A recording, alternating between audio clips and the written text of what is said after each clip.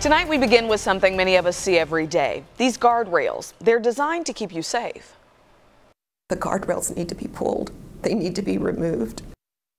But the family of an Overland Park man killed in a crash says that didn't happen. 41 Action News has an exclusive report tonight. Kat Reed joins us in the studio with that family's concerns about guardrails. And Kat, they're still on the roads.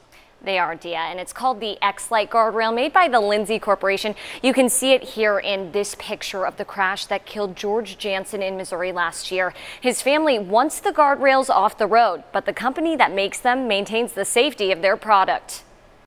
George was a very outgoing person. He never met a stranger. He always met a new friend. Emily Jansen is talking about the love of her life, the father of their 3 kids. At 59, George Jansen was looking forward to the last few years of his career as a sales engineer. On a Monday morning in February of 2017, he packed up his truck to drive to Cincinnati for a meeting.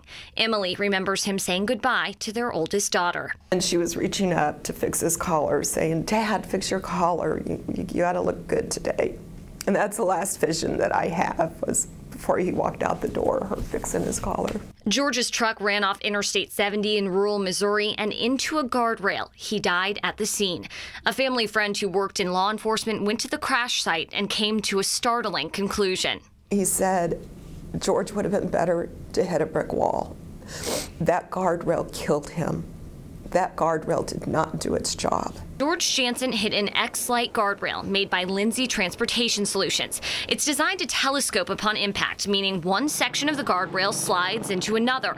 But an attorney for the Jansen family says that's not what happened when George's truck collided with one. The actual impact head, the part with the yellow and the black hash mark, actually comes off the end of the guardrail. And then there's nothing to keep it from becoming basically a lethal spear. Emily Jansen filed suit against Lindsay Transportation Solutions. The company believes the X-LITE has reduced the number and severity of injuries and crashes, but said guardrails can't eliminate all the risk involved with an accident.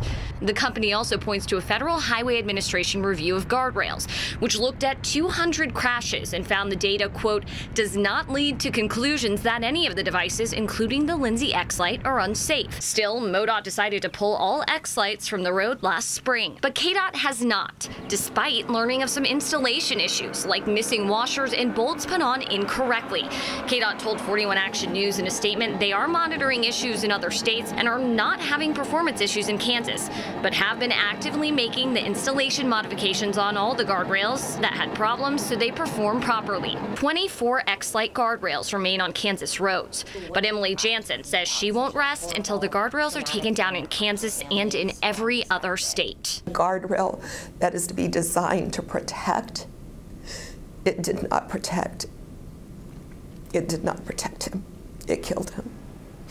And I don't want that to happen to other people.